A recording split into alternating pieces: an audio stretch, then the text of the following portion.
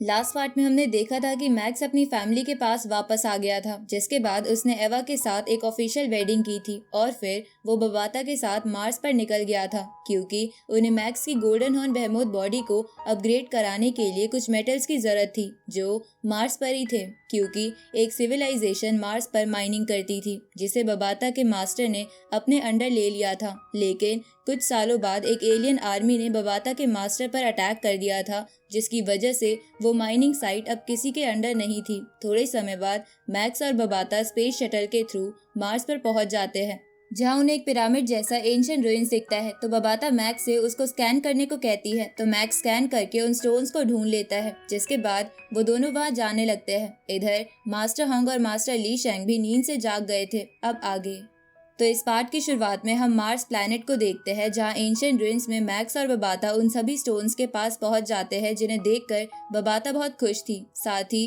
Max भी उन सबको मुस्कुराते हुए देखने लगता है, जिसके बाद मैक्स उन सभी स्टोन्स को अपनी स्टोरेज रिंग में रख लेता है। जहां सभी स्टोन्स को रिंग में रखने के बाद मैक्स बबाता से पूछता है कि हमने कितने स्टोन्स कलेक्ट कर लिए। इस पे बबाता मैक्स को बताती है कि हमारे पास 2.34 टन C8 ग्रेड के स्टोन्स है, 33,600 B8 ग्रेड के स्टोन्स है और A8 ग्रेड के स्टोन्स की तो गिनती ही नहीं की जा सकती। तो ये सुन के मैक्स बबाता से कहता है कि चलो अब हम वापस अर्थ पर चलते हैं। इस पे बबाता मैक्स से बोलती है कि तुम एक बहुत ही खास ट्रेजर को तो भूल ही रहे हो। इस पे मैक्स कहता है कि तुम किसकी बात कर रही हो, सभी स्टोन्स तो हमने रख ही लिए हैं। तो बबाता मैक्स को बताती है कि हमने स्टोन्स तो रख लिए हैं, पर इस पिरामिड जैसे एंशिएंट रुइंस का क्या जो खुद ही एथर क्रिस्टल गोल्ड से बना है। तो मैक्स ये सुन के उस पूरे के पूरे पिरामिड को भी अपनी स्टोरेज में रख लेता है, जिसके बाद वो दोनों वापस स्पेस शटल में बैठ के अर्थ की तरफ जाने लगते हैं, जहाँ जाते हुए मैक्स और बबाता इतने सारे स्टोन्स मिलने की खुशी में पार्टी करने लगते हैं। साथ ही मैक्स बबाता से पूछता है कि अगर A8 ग्रेड के स्टोन्स मेरी गोल्डन हॉर्न बेहेमोथ की बॉडी के कल्टीवेशन के कुछ काम नहीं आ सकते, तो हमने उन्हें कलेक्ट ही क्यों करा है। ये सुन के बबाता मैक्स को मारते हुए कहती है कि मैंने तुम्हें बताया तो था कि ये स्टोन्स किस लिए इस्तेमाल किए जाते थे। तो मैक्स याद करते हुए बोलता है कि हाँ, तुमने वेपन्स बनाने और ट्रेडिंग के बारे में बताया था। ये सुन के बबाता कहती है कि हाँ, तुमने सही कहा, एथर क्रिस्टल गोल्ड या A8 मेटल इतने कीमती तो नहीं है, पर ये हमारे पास बहुत ज्यादा अमाउंट में है, जिसकी वजह से ये बहुत ज्यादा महंगे ना होने के बावजूद भी हमें अच्छी खासी यूनिवर्सल कॉस्मिक करेंसी लाकर दे सकते हैं, जिनसे हम बाद में कई इक्विपमेंट्स खरीद सकते हैं, जिससे हम तुम्हारी फिजिकल स्किल्स को बढ़ा पाएंगे, या फिर तुम उससे हाईटेक साइकिक वेपन भी खरीद सकते हो जो तुम्हारी फाइटिंग में मदद करेंगे, या फिर तुम इससे अपने क्लाउड रटन वाइन को अपग्रेड भी कर सकते हो। अब ये बोल के बबाता डांस करने लगती है, तो खुद को अपग्रेड करने की बात सुन के क्लाउड रटन वाइन भी बबाता के साथ डांस करने लगती है। इसके बाद बबाता मैक्स को बताती है कि अगर तुम्हें यूनिवर्स में ट्रैवल करना है तो तुम्हें पैसे की जरूरत तो पड़ेगी ही। ये सुन के मैक्स कहता है कि यूनिवर्स में कहीं भी चले जाओ, पैसा कहीं पीछा नहीं छोड़ता। अब मैक्स अपने स्पेस शटल की हाइपर स्पीड एक्टिवेट कर देता है, जिसके बाद वो स्पेस शटल एक वार्म होल बना के बहुत तेजी से अर्थ की तरफ जाने लगती है। जहाँ जाते हुए बबाता मैक्स से कहती है कि मास्टर ने मरने से पहले तुम्हारे लिए 3 वर्चुअल नेटवर्क सेटअप करे थे, जिन्हें तुम एक सर्टेन रिक्वायरमेंट को फुलफिल करने के बाद ही ले सकते हो। इसलिए अभी फिलहाल ये एथर गोल्ड क्रिस्टल ही तुम्हारी इनकम का ओनली सोर्स है। तो मास्टर का नाम सुन के मैक्स बबाता से पूछता है कि हमारे मास्टर ने उन सभी स्पेस शटल को तबाह क्यों कर दिया था। इस पे बबाता मैक्स को बताती है कि वो सभी स्पेस शटल दूसरी एलियन स्पीशीज की थी जो मार्स की माइनिंग साइट पर कब्जा करना चाहती थी, इसलिए मास्टर ने उन्हें तबाह कर दिया। लेकिन वो खुद भी काफी ज्यादा इंजर्ड हो गए थे, जिसकी वजह से वो अर्थ पर आ गए थे और उन्होंने अपनी पावर से अर्थ और उसके आसपास के प्लैनेट्स को हाइड कर दिया ताकि कोई और एलियन सिविलाइजेशन उस जगह को ना ढूंढ सके। ये सुन के मैक्स सोचता है कि मास्टर कितने ताकतवर होंगे जिन्होंने एक पूरी एलियन स्पीशीज की आर्मी को अकेले खत्म कर दिया था, जिनके पास हाईटेक वेपन्स थे। अब वो दोनों अर्थ के बहुत करीब पहुंच जाते हैं, जहां बबाता मैक्स को बताती है कि जब अर्थ और उसके आसपास के प्लैनेट्स वापस से विजिबल हो जाएंगे तो अर्थ एक कमोडिटी बन जाएगी, जिसके बाद स्ट्रॉन्ग एलियन स्पीशीज इस पे कब्जा करने की कोशिश करेंगे और फिर पृथ्वीवासियों की मौत और जिंदगी का फैसला भी वही करेंगे। ये सुन के मैक्स कहता है कि अब मेरा यही एम है कि मुझे अर्थ के फिर से विजिबल होने से पहले ही बहुत स्ट्रॉन्ग बनना है ताकि मैं पृथ्वी को बचा सकूं। इधर हम अर्थ पर न्यूज देखते हैं जिसमें सभी पब्लिक को बता दिया जाता है कि मास्टर हंग और मास्टर ली शैंग नींद से जाग चुके हैं और अब सब कुछ पहले जैसा हो जाएगा। ये सुन के सब बहुत खुश हो जाते हैं।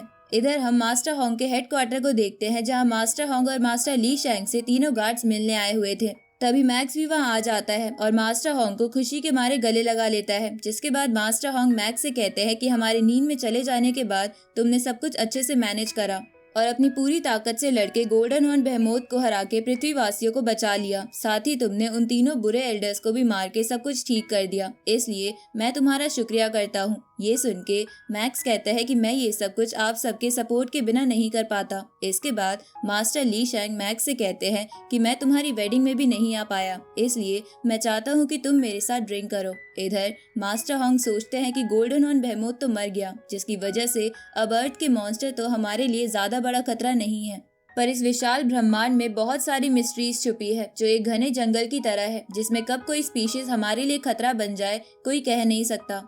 आगे हम मास्टर होंग और मास्टर ली शैंग के जागने की खुशी में प्रैक्टिशनर्स को पार्टी करता देखते हैं, जहां मास्टर होंग, मास्टर ली शैंग और मैक्स अलग से बैठ के ड्रिंक कर रहे थे। तभी मास्टर होंग मैक्स से कहते हैं कि जब हम नींद से जागे तो हमने पृथ्वी के फ्यूचर प्लान्स के बारे में कुछ डिस्कस करा था। तो मैक्स इस बारे में पूछता है, जिसपे मास्टर ली शैंग मैक्स से कहते हैं कि हमें एंशिएंट रुइंस की मदद से पता लगा कि अर्थ सिल्वर ब्लू एम्पायर में एक बिना ओनर का प्लैनेट है। ये सुन के मैक्स सोचता है कि हाँ, ये बात तो बबाता ने मुझे पहले ही बता दी थी।